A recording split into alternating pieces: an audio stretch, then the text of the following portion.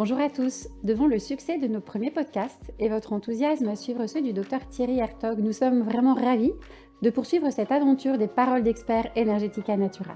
2 mardis par mois, retrouvez des experts en médecine fonctionnelle, que ce soit en hormonologie, en santé digestive, en santé métabolique et bien d'autres encore. Ces paroles d'experts sont pour vous, professionnels de santé, experts ou débutants, une occasion unique d'approfondir vos connaissances et d'avoir accès à une grille de lecture différente par rapport à votre pratique actuelle. Cet outil vient enrichir notre offre de formation académique proposée sous forme de webinaires, d'ateliers digitaux, de tables rondes et de masterclass scientifiques pour jour après jour vous accompagner de façon personnalisée au plus près des attentes de vos clients et patients. Restez connectés et retrouvez nos paroles d'experts sur les grandes plateformes d'écoute, YouTube, iTunes, Spotify et SoundCloud, et bien sûr sur notre site web, rubrique Académie. À bientôt! Bonjour à tous, nous sommes vraiment ravis de vous retrouver pour nos podcasts Paroles d'experts d'Energetica Natura. Aujourd'hui, nous sommes ravis de recevoir le docteur Julien Puchois. Julien est médecin généraliste, spécialisé en médecine fonctionnelle et un de ses domaines de prédilection est l'hormonologie. Aujourd'hui, il a décidé de nous parler de la ménopause. Bonjour Julien, merci beaucoup d'avoir accepté notre invitation. Pourquoi ce souhait de nous parler de la ménopause ? Eh bien, tout d'abord, merci pour l'invitation, c'est un plaisir de revenir. Tout simplement parce que ça va concerner toutes les femmes au cours de leur vie. Et pour moi, c'est un problème de santé qui malheureusement n'est pas suffisamment bien pris en charge en France actuellement. Est-ce que pour démarrer, tu peux nous redéfinir un petit peu ce qu'est la ménopause ? Bien sûr, donc la ménopause, la définition, c'est un arrêt permanent des règles qui est donc consécutif à l'arrêt de l'activité ovarienne. C'est confirmé par 12 mois donc d'aménorrhée, donc c'est l'arrêt des saignements. Ça survient en général entre 45 et 55 ans. La moyenne, c'est à peu près de 51 ans. Et donc, les femmes passent en moyenne un tiers de leur vie en ménopause, ce qui est énorme. La biologie, on peut l'utiliser, mais elle n'est pas indispensable pour faire le diagnostic. Cette ménopause, elle est donc précédée d'une période qu'on appelle la périménopause. Est-ce que tu peux nous rappeler les principales caractéristiques pour que les femmes puissent se repérer un petit peu dans cette période parfois inconfortable ? Donc la périménopause, comme son indique, c'est la période qui va entourer la ménopause. Donc ça peut être le avant, le pendant et même finalement le après. Donc la périménopause, la durée, elle est variable. Elle peut durer 2 à 10 ans. Donc 10 ans, c'est quand même assez énorme. L'âge moyen pour la périménopause, c'est 45 ans. Et donc cette périménopause, elle va se caractériser par des fluctuations hormonales qui vont être responsables de beaucoup de symptômes différents. Et en général, ce qu'on retrouve, c'est qu'on a une hyperoestrogénie relative, car en fait, on aura une baisse de la progestérone qui, elle, va précéder ce phénomène. La ménopause, elle signe l'arrêt définitif des menstruations. Quelles sont les conséquences sur la santé des femmes et comment est-ce qu'elle va vraiment se caractériser ? Alors, on va commencer, je pense, par le symptôme que toutes les femmes connaissent, c'est-à-dire les bouffées de chaleur. On parle de symptômes syndrome climatérique. On aura surtout donc les bouffées de chaleur, mais on a aussi les sueurs nocturnes. Parfois, on a aussi des palpitations ou de sensations d'inconfort intense. Alors, les bouffées de chaleur, pour les définir, donc c'est une vague de chaleur intense qui va concerner l'ensemble du corps, surtout le visage et le cou. Les patientes disent bien que ça remonte. On peut avoir une transpiration aussi, et en général, ce phénomène dure entre 30 secondes et 5 minutes. On va retrouver aussi des symptômes neuropsychologiques avec surtout de l'anxiété, surtout de la dépression, mais les femmes se plaignent aussi de troubles de la mémoire et de troubles de la concentration. On aura un impact également sur la santé osseuse avec une augmentation du risque d'ostéoporose. On aura donc une réduction de la densité minérale osseuse. Le stade avant l'ostéoporose, c'est l'ostéopénie où on commence déjà à perdre de la densité minérale osseuse. On aura un impact également sur la santé cardiovasculaire avec une augmentation du risque de maladies cardiovasculaires. En général, on verra une augmentation du mauvais cholestérol qu'on appelle le LDL et une diminution du bon cholestérol qu'on appelle le HDL. Et donc, la résultante, c'est qu'on aura une augmentation du risque d'infarctus. Au niveau urogénital, le symptôme dont les patientes se plaignent énormément, c'est la sécheresse vaginale qui peut entraîner une douleur lors des rapports sexuels et donc impacter la libido. On peut également avoir une recrudescence des infections urinaires. Au niveau métabolique, on va retrouver une prise de poids, surtout au niveau abdominal, et on aura une augmentation de la résistance à l'insuline, donc plus de risque de développer un diabète de type 2. On retrouve également des altérations cutanées avec une perte d'élasticité de la peau, l'apparition de rides, des cheveux qui vont devenir plus fins et parfois une chute qui est accrue. Et enfin, donc, on aura d'autres signes un peu moins spécifiques comme la fatigue. Et je viens de parler de la peau, on a également souvent un phénomène de peau sèche qui en général intéresse l'ensemble du corps. Je vais rapidement aller sur l'ostéoporose. Ça touche quand même une femme sur quatre après la ménopause. Comme je vous l'avais dit, on a un risque accru de fracture. Souvent, c'est le poignet et le fémur.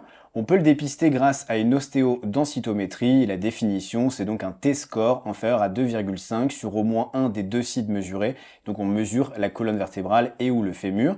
Et donc on recommande pour les femmes qui abordent la ménopause de réaliser une densitométrie osseuse si il y a des facteurs de risque de fracture ou si les femmes ont déjà une densité minérale osseuse connue comme étant déficitaire.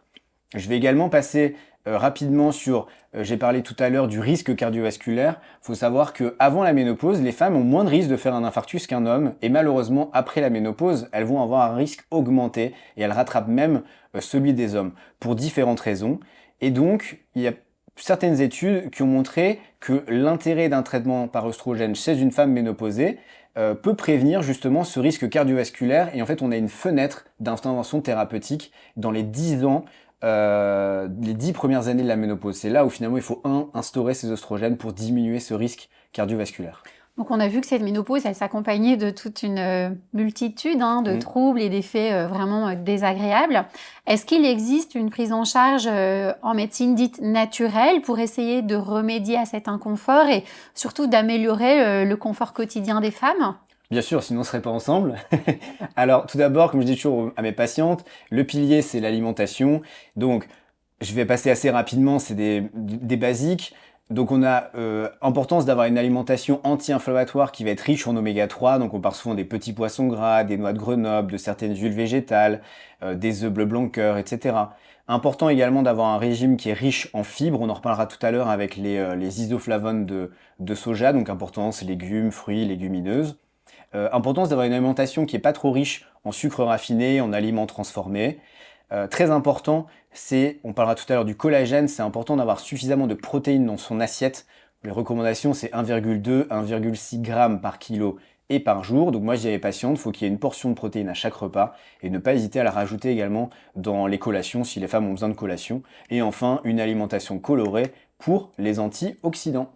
Alors en parlant d'alimentation, on entend beaucoup de choses sur le soja, sur l'utilisation des produits à base de soja chez les femmes. On entend que cette approche peut être risquée, parfois on entend le contraire. Est-ce que tu peux vraiment clarifier cette position sur l'utilisation du soja chez les femmes ménopausées ? Eh ben, je suis ravi qu'on me pose la question parce qu'on peut trancher et on sait l'effet des phytoestrogènes. Donc, pour en parler, il y a 3 grandes catégories. On a les isoflavones, les lignanes et les coumestanes. Donc les 3 appartiennent à une même famille qu'on appelle les polyphénols. Et en fait, ils peuvent être soit agonistes ou soit antagonistes en fonction de l'organe et des récepteurs. Ils vont jouer un rôle antioxydant sur les facteurs de croissance.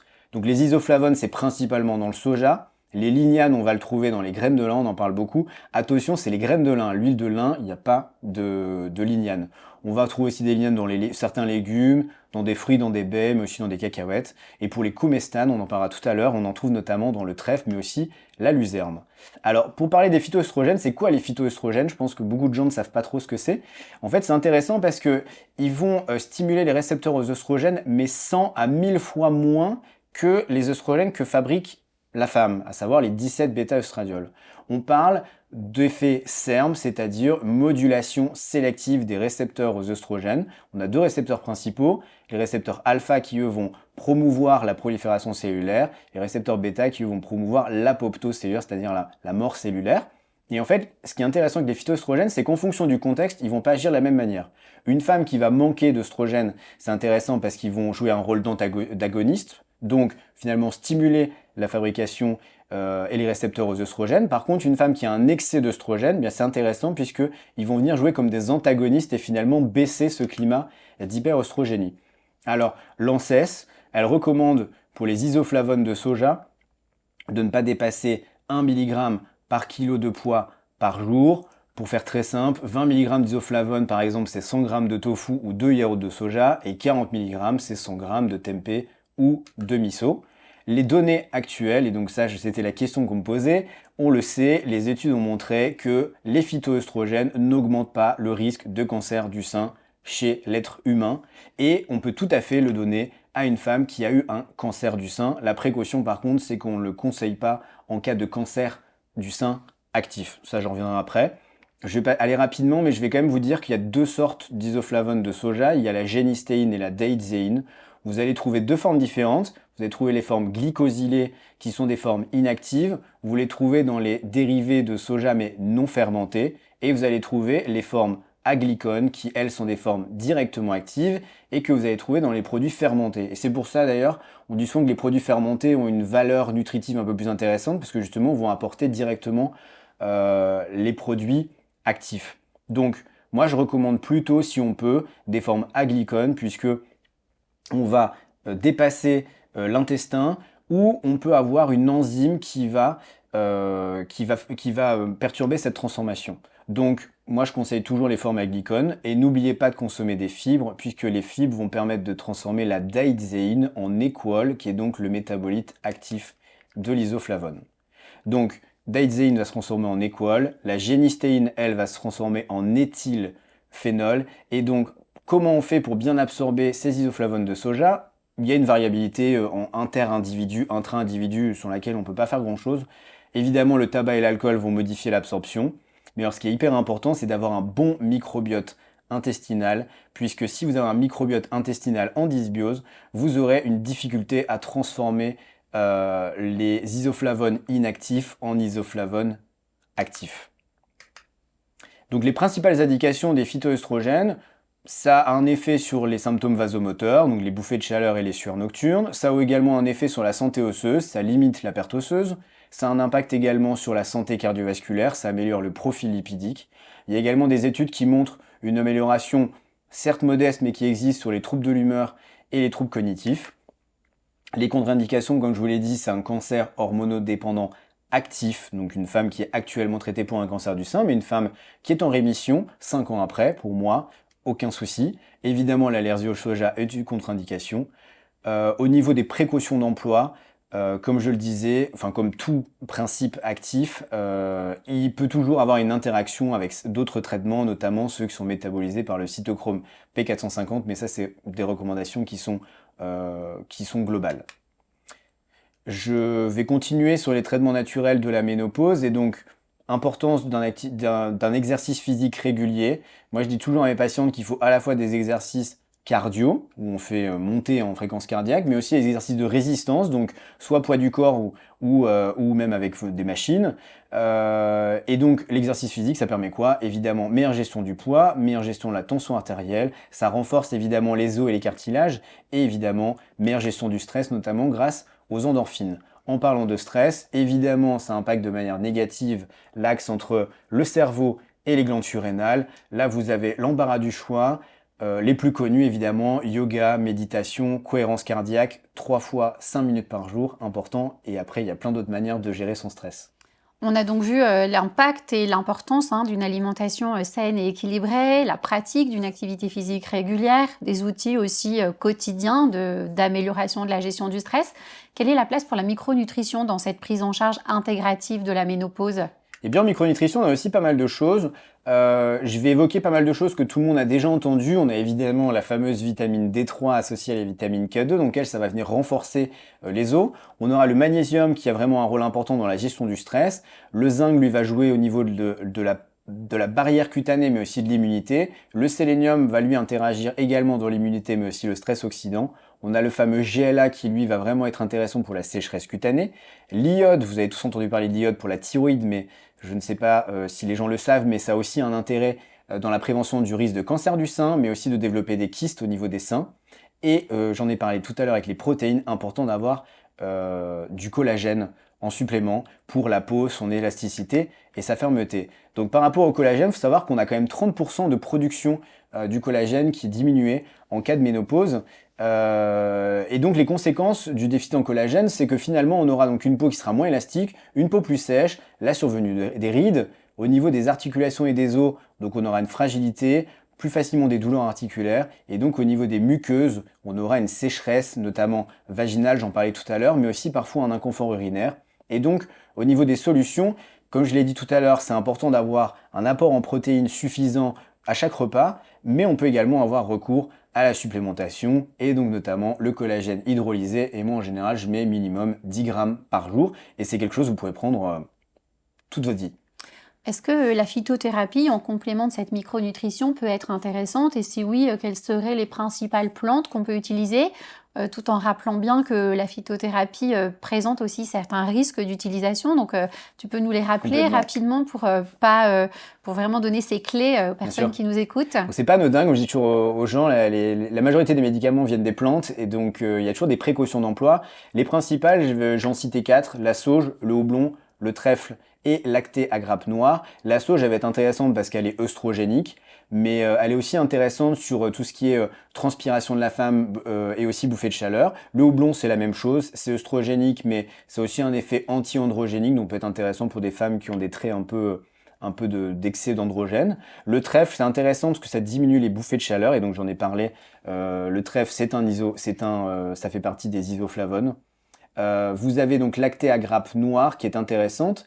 Mais alors, faut faire attention, il y a une législation qui recommande seulement 30 mg d'acté à grappe par jour, donc faites bien attention au complément. Et donc, les contre-indications globales de ces quatre plantes, c'est qu'on ne peut pas les prescrire en cas d'antécédent personnel ou familial de cancer hormonodépendant. Alors, lacté à grappe, certains disent oui, on peut, mais le Vidal a tranché, et donc le Vidal a tranché en disant qu'a priori, on ne pouvait pas, même s'ils disent que lacté à grappe, il n'y a pas de propriété œstrogénique. Donc, dans le doute, on évite.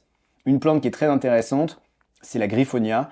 Donc, l'avantage de la griffonia, c'est qu'elle va augmenter la synthèse de sérotonine, elle va diminuer les bouffées de chaleur, ça va jouer sur l'irritabilité, notamment les compulsions sucrées. Donc moi, c'est une plante que j'aime beaucoup. Et en autres plantes, on a une belle gamme de plantes adaptogènes. Vous aurez l'ashwagandha qui est très intéressante pour le soutien de la thyroïde, mais aussi des glandes surrénales. Donc c'est vraiment moi une plante que j'utilise beaucoup pour soutenir ces deux organes très importants. On a la rhodiole aussi qui est intéressante, notamment pour tout ce qui est anxiété. Et on a la maca qui est intéressante aussi, notamment pour les femmes qui présentent des problèmes de libido. Donc ça peut être une alternative intéressante. On a certaines plantes aussi à visée neuropsychologique, mélisse qui aura un côté calmant, safran qui aura plutôt un côté antidépresseur.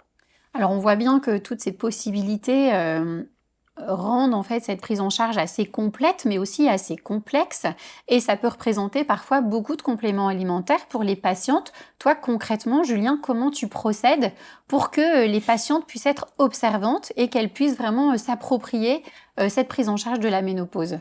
Alors moi déjà, je discute toujours avec la patiente et je lui demande déjà quel est son souhait, c'est-à-dire qu'elle veut plutôt commencer par la phytothérapie ou alors elle est plutôt orientée traitement de la ménopause médicamenteux parce qu'on lui a parlé de ce traitement. Donc moi déjà je lui pose la question, qu'est-ce qui lui correspond le plus?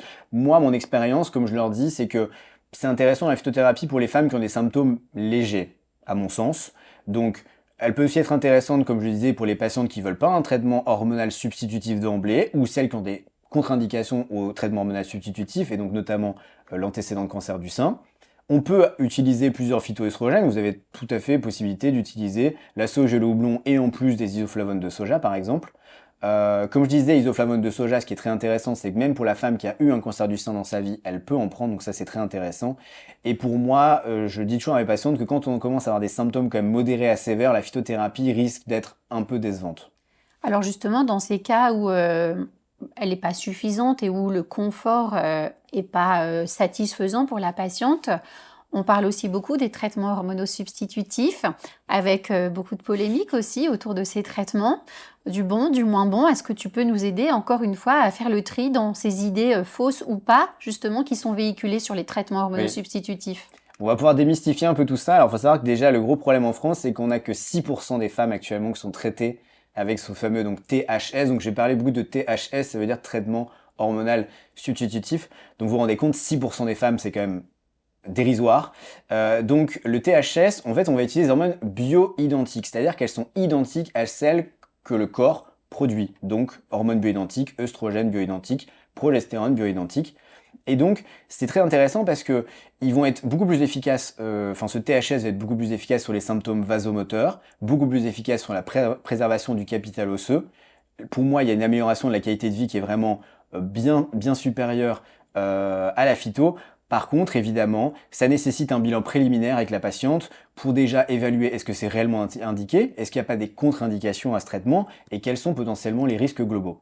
Donc, Contre-indication absolue, cancer du sein ou autre cancer hormonodépendant, qu'il soit actuel ou un antécédent, pas de THS possible.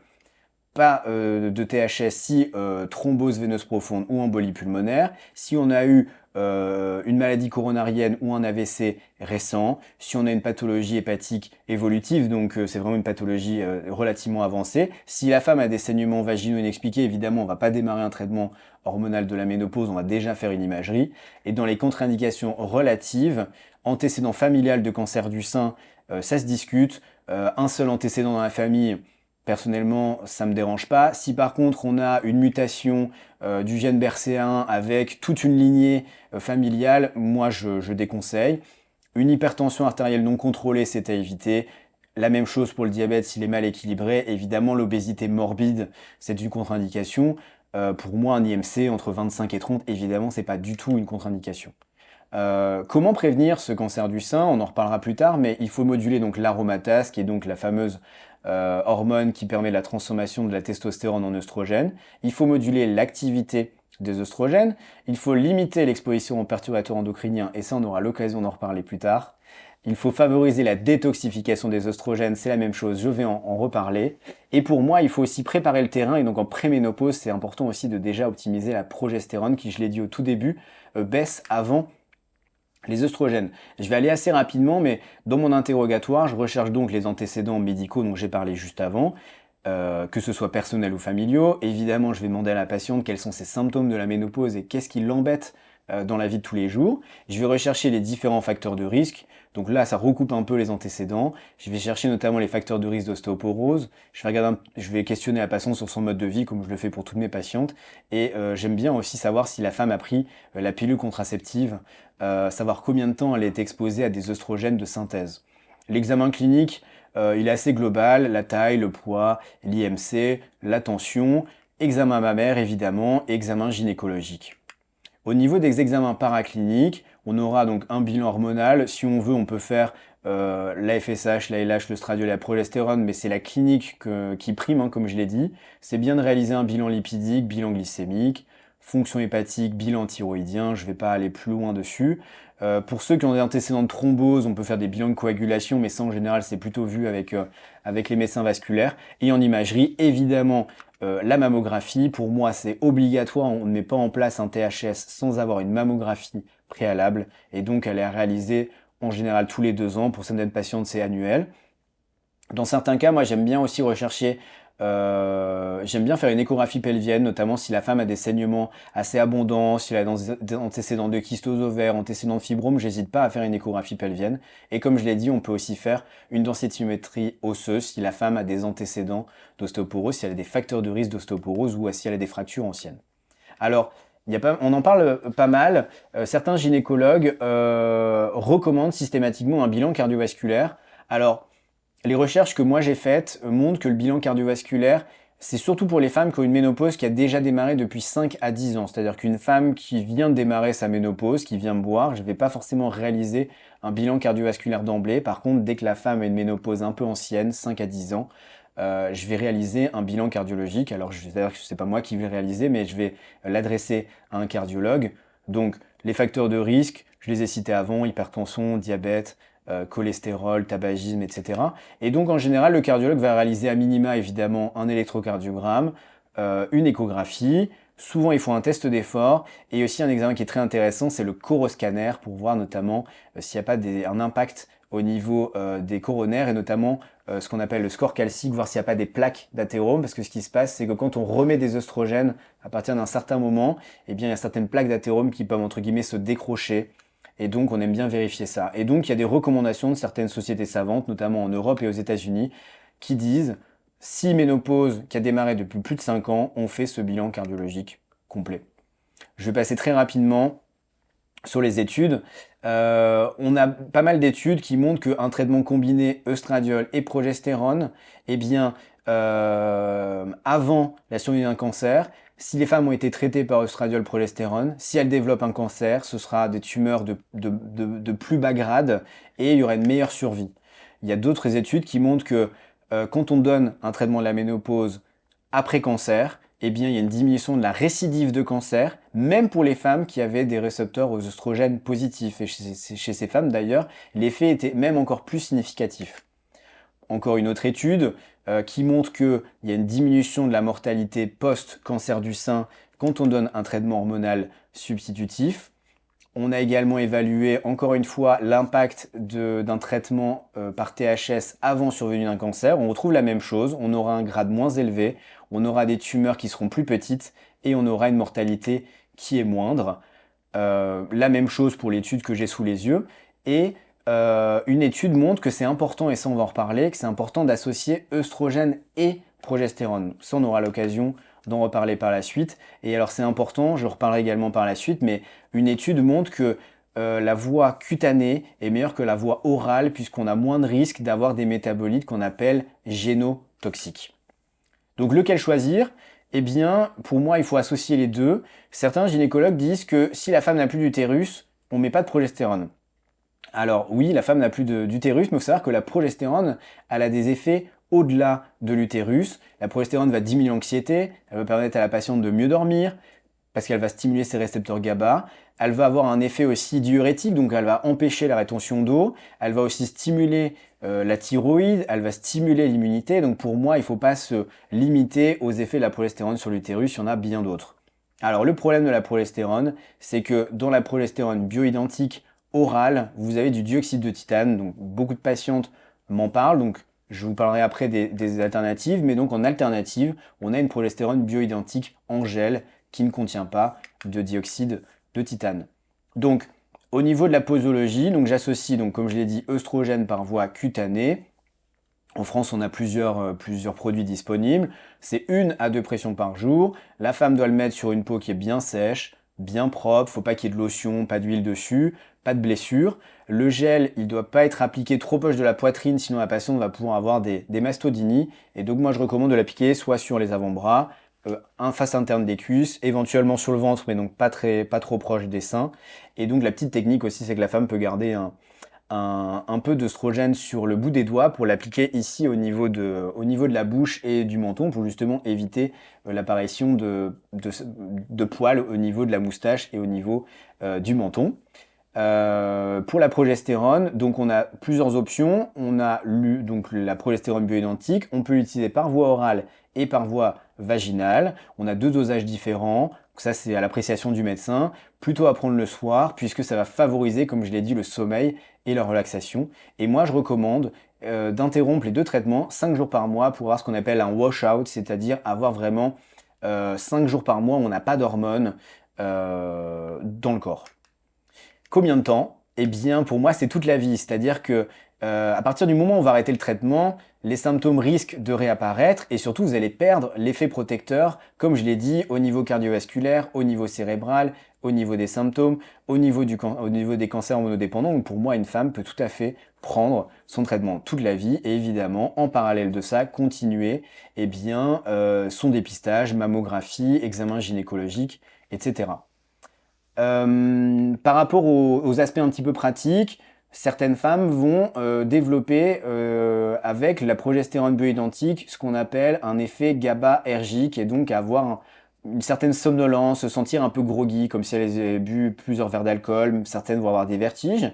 Eh bien, cet effet diminue quand les femmes prennent le traitement par voie vaginale. En général, ça fonctionne bien. Pour les femmes qui veulent éviter la voie vaginale, moi, je peux leur proposer une hormone assez proche, bon, qui n'est pas 100% bioidentique, mais qui est cousine, qu'on appelle la dihydrogestérone. Et avec cette hormone-là, vous n'aurez pas l'effet GABAergique.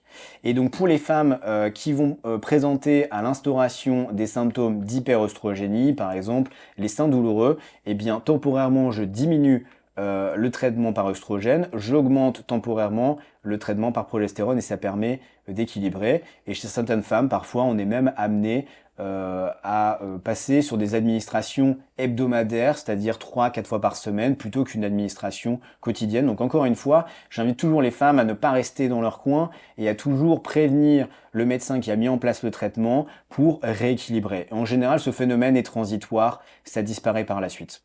Et alors, une question que beaucoup de patientes me posent, le traitement hormonal de la ménopause ne fait pas grossir. Au contraire, moi je trouve que la prise de poids va être limitée une fois que le traitement va être instauré.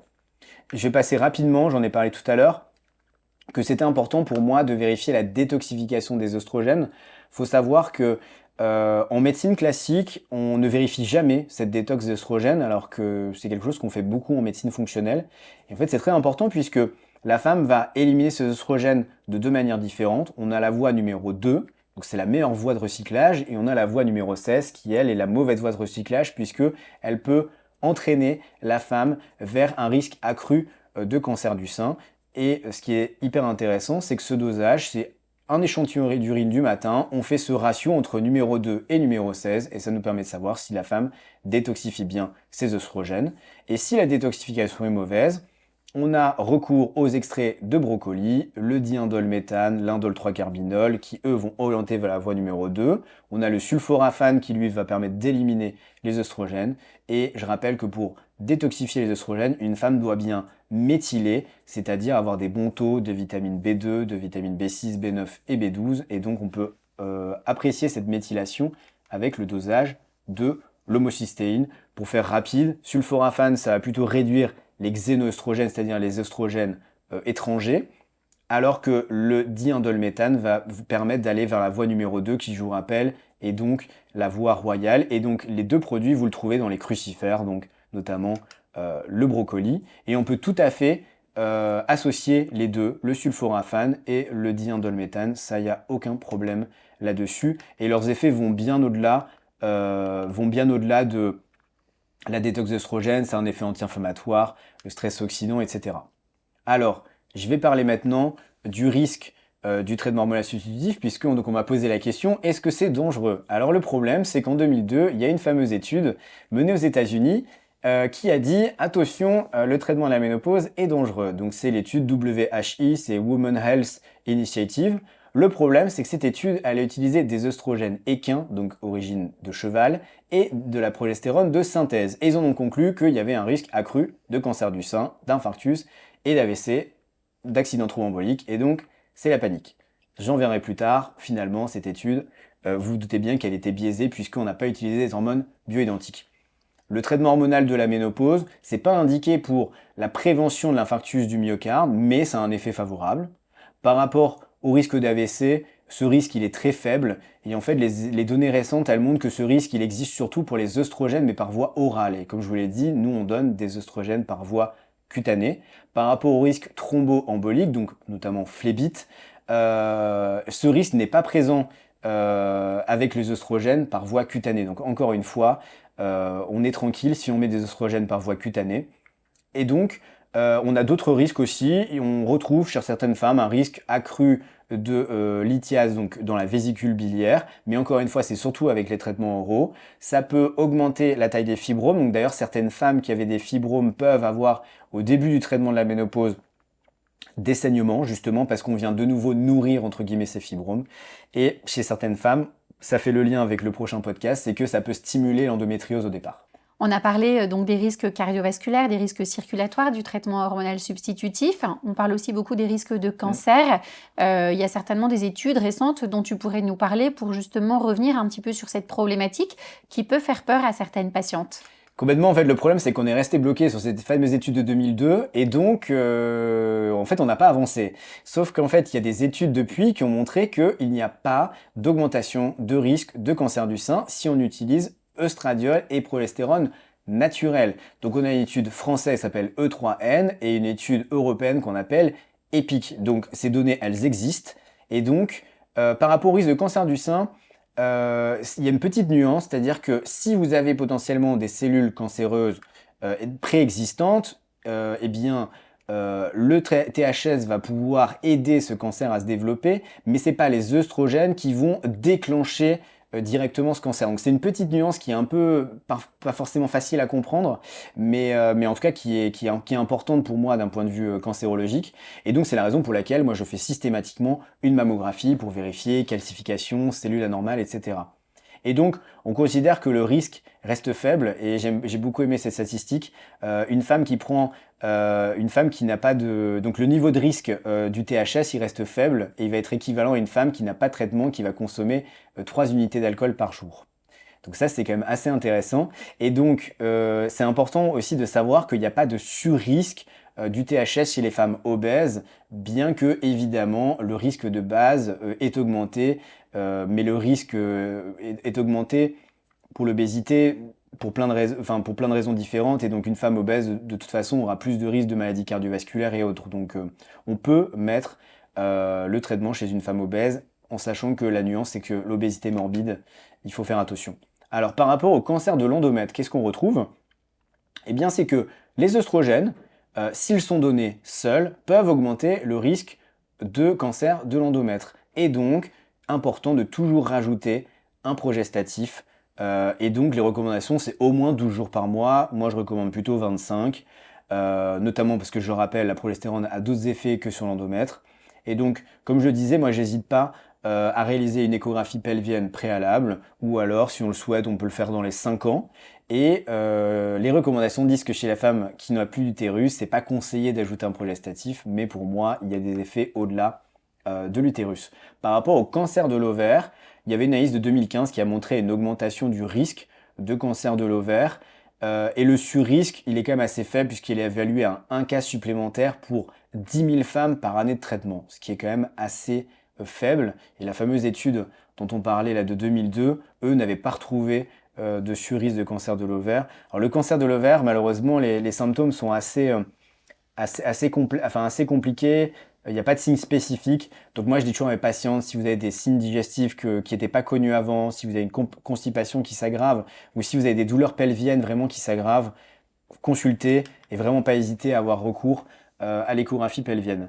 Alors je vais terminer par les recommandations d'un groupe d'études qui est français, qui s'appelle le GEMVI, qui est donc le groupe d'études de la ménopause et du vieillissement hormonal, et qui justement a clarifié ce fameux débat THS, pas THS, risque de cancer, pas de risque de cancer. Et donc ça a été élaboré avec un collectif de médecins. Et donc vraiment, pour moi, c'était important de vous en parler. Donc eux, évidemment, vont reprendre les règles hygiéno-diététiques dont j'ai parlé. Pas de tabac, limitation de l'alcool, bon apport en vitamine D, activité physique. Par rapport à la sécheresse vaginale, eux recommandent les hydratants, les lubrifiants vaginaux. On peut mettre également des œstrogènes locaux 2 fois par semaine, en sachant que pour moi, il y a les œstrogènes cutanés sont bien supérieurs, mais ça peut être une option aussi. Si la femme ne veut pas d'œstrogènes par voie cutanée, elle peut aussi en mettre uniquement au niveau vaginal. Et pour l'incontinence urinaire, ce qui fonctionne, c'est le traitement, donc encore une fois, œstrogènes locaux, mais aussi une rééducation des muscles pelviens. Et donc, il rappelle que le THS, ça doit être œstrogène naturel et progestérone naturelle. Eux, ils disent la même chose. Si la personne n'a plus d'utérus, seulement les œstrogènes. J'en ai déjà parlé. Ils recommandent de commencer le traitement assez rapidement, dans les 10 ans maximum et au mieux dans les 5 ans, cette fameuse fenêtre thérapeutique, notamment au niveau cardiovasculaire. Ils recommandent également ce fameux schéma discontinu de 25 jours pour réduire la quantité d'hormones prescrites. Pour eux, toujours pareil, c'est le médecin qui décide de l'instauration du traitement après avoir recueilli les contre-indications, et ils sont d'accord aussi sur le fait qu'il n'y a pas de durée maximale théorique, et que donc tant qu'il y a des symptômes et que la patiente tolère bien le traitement, on n'est pas amené à arrêter le traitement. Et donc, quel est le suivi pour ces femmes ménopausées avec ou sans traitement? Là, c'est vraiment pour toutes les femmes. Eh bien, examen clinique classique annuel avec donc examen gynécologique, examen mammaire. On doit toujours revérifier les antécédents de la patiente. Il peut y avoir des nouveaux antécédents familiaux, notamment avec des cancers du sein qui arrivent. Faut toujours vérifier les symptômes anormaux. Une femme sous traitement hormonal de la ménopause ne doit pas avoir de douleur dans les seins, elle ne doit pas avoir de saignement non plus. Elle doit réaliser son frottis tous les 3 ans, sa mammo tous les 2 ans jusqu'à 74 ans. Éventuellement, on peut être amené à refaire une densitométrie osseuse si elle était déjà faible avant l'instauration du traitement. Important de bien mesurer les patientes, celles qui perdent trop de centimètres entre guillemets entre 2 mesures, ça peut faire suspecter une fracture de la colonne vertébrale. Et évidemment, tous les ans, un bilan biologique avec notamment les facteurs métaboliques. Donc en conclusion, la ménopause, ça concerne toutes les femmes et malheureusement, le problème pour moi n'est pas pris correctement en charge puisque je le rappelle, il n'y a que 6% des femmes qui sont traitées actuellement en France parce que soi-disant le traitement de la ménopause provoque le cancer du sein, les femmes ne prennent pas d'isoflavone de soja parce que c'est dangereux. Donc je suis content d'avoir pu démystifier un petit peu toutes les idées reçues. Pour moi, le traitement de la ménopause, c'est un traitement naturel, je le rappelle, ce sont des hormones bio-identiques. Et donc pour moi, c'est important que le médecin explique à son patient ce concept d'hormones bio-identiques. Enfin, pour moi, c'est important aussi de ne pas oublier le bilan cardiovasculaire. Donc, pour les médecins qui veulent instaurer un traitement, si la ménopause commence à être un peu ancienne, ne pas hésiter à passer la main au cardiologue qui lui donnera son aval. N'oubliez jamais de dire à vos patientes que le mode de vie est très important, l'alimentation, gestion du stress, activité physique. Pour moi, ce que j'entends beaucoup de gens dire, si pas de symptômes, tout va bien, on ne traite pas. Non, si vous avez bien écouté, le bénéfice va bien au-delà des symptômes. Ça va vous protéger de l'ostéoporose, du risque de développer un cancer, de développer des accidents cardiovasculaires. Donc pour moi, c'est important même s'il n'y a pas de symptômes. Pour moi, le THS, ça doit être un traitement sur mesure, personnalisé et surtout réévalué tous les ans avec la patiente. Je voudrais revenir sur un dernier point, Julien. Parmi les thérapeutes qui nous écoutent aujourd'hui, certains sont médecins, d'autres ne sont pas médecins, des naturopathes, des micronutritionnistes. À quel moment les thérapeutes non médecins doivent passer la main à un médecin, puisqu'on a vu qu'il y avait certains traitements hormonaux qui évidemment relèvent d'une prescription médicale. Et c'est vraiment important que chacun prenne en charge les patientes avec ses compétences propres. Qu'est-ce qui doit, selon toi, faire passer la main justement aux thérapeutes non médecins pour l'accompagnement par les médecins? Bien, je dirais que pour les patients pour qui la phytothérapie ne fonctionne pas, pour moi, il faut passer la main. Mais je pense même qu'ils peuvent nous adresser toutes les patientes, puisque comme je l'ai expliqué, pour moi, les bénéfices vont bien au-delà de uniquement traiter les symptômes. En sachant que moi, de toute façon, j'aime bien travailler avec les thérapeutes non médecins, parce que pour moi, chacun peut prendre en charge. Moi, c'est-à-dire que je peux tout à fait prendre en charge la partie hormonale, et le thérapeute peut continuer éventuellement de la phytothérapie, isoflavone, etc. Donc pour moi, c'est tout à fait complémentaire. Merci beaucoup Julien, c'était passionnant et c'est surtout extrêmement intéressant de comprendre que mal vivre sa ménopause n'est pas une fatalité, Non. il y a plein de solutions, donc rapprochez-vous de vos médecins, etc. Et vraiment, il y a beaucoup de possibilités extrêmement intéressantes. J'aurai le plaisir de vous retrouver dans 15 jours pour un autre podcast avec le docteur Julien Puchois. On abordera une autre problématique hormonale, tout aussi passionnante, l'endométriose. À bientôt et merci pour votre écoute.